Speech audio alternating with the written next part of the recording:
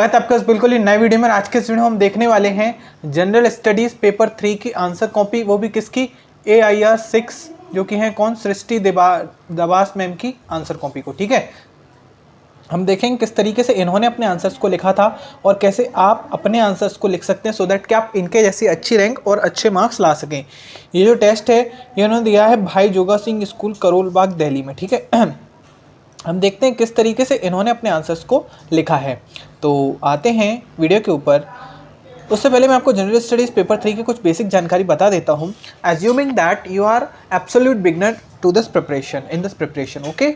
सो general studies paper 3 में कई सारे सब्जेक्ट्स आते हैं, mainly economy, agriculture, science and tech, ठीक है, इन्वायरमेंट, इंटरनल सिक्योरिटी, इस तरीके के कुछ आते हैं इश्यूज, और डिजास्टर मैनेजमेंट। ये टॉपिक्स जनरल स्टडीज़ पेपर 3 में आते हैं, इन्हीं पे बेस्ड क्वेश्चंस आते हैं। अब देखते हैं वीडियो में पहला क्वेश्चन। ठीक है, तो पहला क्वेश्चन हमसे क्या कह रहा है, what are the different dimensions of food security, examine India's status in terms of ensuring food security with regard to these dimensions. और इसको 150 वर्ड्स में आंसर करना है, मतलब ये कितने 10 मार्क्स का क्वेश्चन है। आप क्वेश्चन को समझने से पहले आप एटलीस्ट एक बार क्वेश्चन को अच्छे से रीड करें और उसको समझने की कोशिश करें कि क्वेश्चन एक्चुअली क्या कह रहा है। ठीक है, इसको मैं हिंदी में भी पढ़ के बता देता हूँ। खाद्य सुरक्षा के विभिन्न आयाम क्या हैं? इन आयामों के मद्देनज़र खाद्य सुरक्षा सुनिश्चित करने के संदर्भ में भारत की स्थिति का परीक्षण कीजिए। ठीक है, परीक्षण कीजिए का मतलब होता है एग्जामिन। तो इसमें देखें अगर हम, तो इसमें कुछ चीज़ें हैं जैसे कि डायमेंशंस के बारे में बात कर रहा है, फूड सिक्योरिटी की क्या क्या डायमेंशंस ये पता होना चाहिए, और इंडिया का स्टेटस क्या है ensuring food security with regard to these dimensions, और इंडिया का स्टेटस क्या है। ठीक है, अब देखिए मैम ने इंट्रोडक्शन किस तरीके से लिखा है। एज पर WHO मतलब world health organisation, food security refers to the availability and affordability of nutritious food to all people at all times to ensure standard of living and healthy lifestyle। अब यहाँ पर मैम ने actually क्या किया है, food security, basically question जो है food security के डायमेंशंस के बारे में बात कर रहा था, इसलिए मैम ने पहले फूड सिक्योरिटी को ही डिफाइन किया है। इंट्रोडक्शन में ये करने का सबसे अच्छा तरीका होता है कि इंट्रोडक्शन में जो मेन कीवर्ड है या फिर जिस चीज़ के अराउंड, जैसे यहाँ पर अपना जो पूरा क्वेश्चन है वो फूड सिक्योरिटी के अराउंड है। देखो फूड सिक्योरिटी के डायमेंशन पूछ रहा है, फिर इंडिया का स्टेटस पूछ रहा है इन्हीं डायमेंशंस के अकॉर्डिंग। ठीक है, तो इसमें आप क्या कर सकते हैं, इंट्रोडक्शन में फूड सिक्योरिटी को डिफाइन कर सकते हैं। इसके बाद हेडिंग भी क्वेश्चन सही बनेगी। कैसे? अब डायमेंशंस ऑफ फूड सिक्योरिटी, अब ये क्या हेडिंग हमने मन से बनाई नहीं। देखिए यूपीएससी में अगर आप जो क्वेश्चन में पूछा गया ना, अगर आप वही एग्जैक्ट वर्ड या फिर उन्हीं वर्ड्स का यूज़ करके अगर आप हेडिंग बनाते हैं, देन एग्जामिनर को ये चेक करने वाले को ऐसा लगता है कि आपने टू द पॉइंट लिखा हुआ है, जो भी पूछा गया आपने वही लिखा है। ठीक है, अगर आप ऐसा करते हैं देन डेफिनेटली आप दूसरों से एक अपर एज पर रहते हैं। अब डायमेंशंस क्या क्या है फूड सिक्योरिटी के, अब डायमेंशंस भी क्योंकि क्वेश्चन में बोला गया था।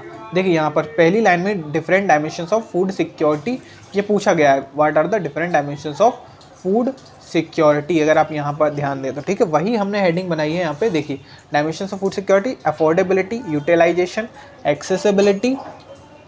Accessibility and availability. ठीक है, अब India status in food security, ये भी हमारा क्वेश्चन से आया है हेडिंग। अगर आप लोगों ने क्वेश्चन अच्छे से पढ़ा था मेरे साथ में तो आपको पता होगा, अभी मैंने बताया। ठीक है, तो India status in food security दोबारा भी दिखा देता हूँ मैं। देखिए क्वेश्चन में पहले तो पूछ रहा है डायमेंशंस क्या क्या है, उसके बाद देखो India status in terms of ensuring food security with regard to these dimensions. ठीक है, अब इंडिया का स्टेटस क्या है, देखिए इंडिया का स्टेटस है there is dichotomy, largest cereal producer and yet hunger ridden. ठीक है, अब नेगेटिव स्टेटस, इसमें एक नेगेटिव पॉइंट देखिए क्या है, high level of hidden hunger. ठीक है, lack of micronutrients like iron, zinc. Health outcomes में अगर हम देखें तो स्टंटिंग 35%, वेस्टिंग 32%, अंडरवेट अराउंड 30% के आसपास। ठीक है, और due to huge poverty around 230 million multidimensionally poor, high anaemia in girls due to iron deficiency around 57% है ये। ठीक है, सम पॉजिटिव स्टेप्स टेकन अब देखो पॉजिटिव स्टेप्स कुछ लिए गए हैं इसके लिए, से बायो फोर्टिफिकेशन लिया गया है, PDS and MSP, India successfully in bringing out 450 million people out of poverty in 15 years, hence we are in the right direction to ensure स्वास्थ्य भारत, हेल्दी इंडिया, ठीक है, स्वस्थ भारत। तो ये पहला क्वेश्चन था।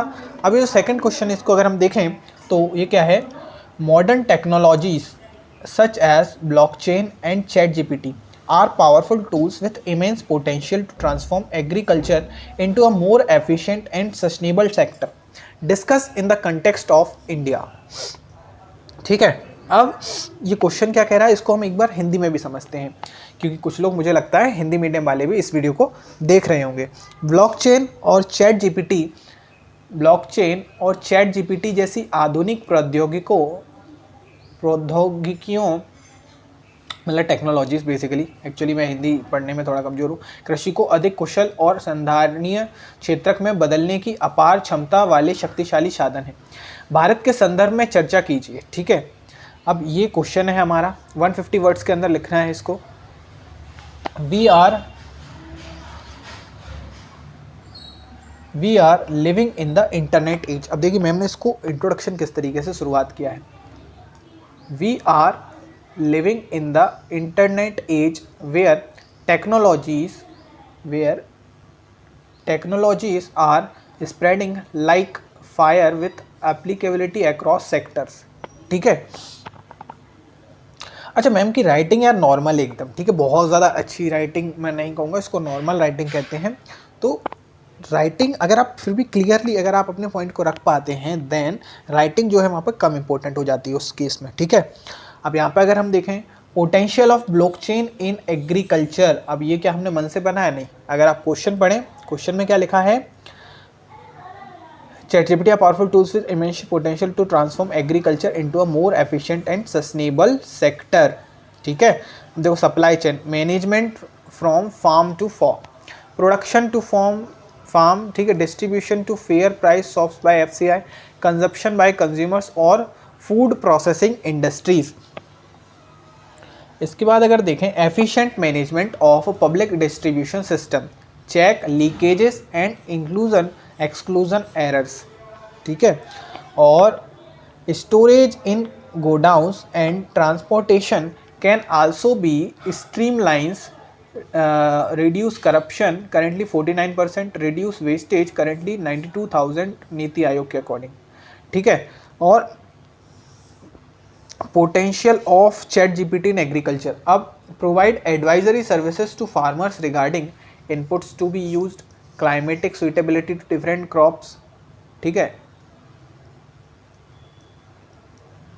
help increase awareness of farmers as well as consumers about nutritional benefits of crops, example millets and nutricereals। तो इस तरीके से हम अपने आंसर्स को लिख सकते हैं। अगर आपको ये वीडियो पसंद आया हो चैनल को सब्सक्राइब और वीडियो को लाइक जरूर से कीजिएगा। हम आगे आने वाली वीडियोस में मैम की सभी कॉपीज़ को रिव्यू करेंगे, आंसर बाय आंसर हम 1-2 क्वेश्चन देखने की कोशिश करेंगे। GS 1, 2, 3, 4 जैसे GS 3 के हम GS 1 को, GS 2 की और GS 4 की भी आंसर कॉपीज़ लेके आएंगे, और साथ ही साथ SS की भी हम कोशिश करेंगे कॉपी लेके आएँ, जिससे कि आपको एक बेटर अंडरस्टैंडिंग मिल सके अगर आप एक बिगिनर हैं। ठीक है, अब hence technologies like IoT, quantum AI also will lead to smart farms and smart farmers making our अन्नदातास as agripreneurs। ठीक है, अगर आपको ये वीडियो पसंद आया हो तो चैनल को सब्सक्राइब और वीडियो को लाइक जरूर से कीजिएगा।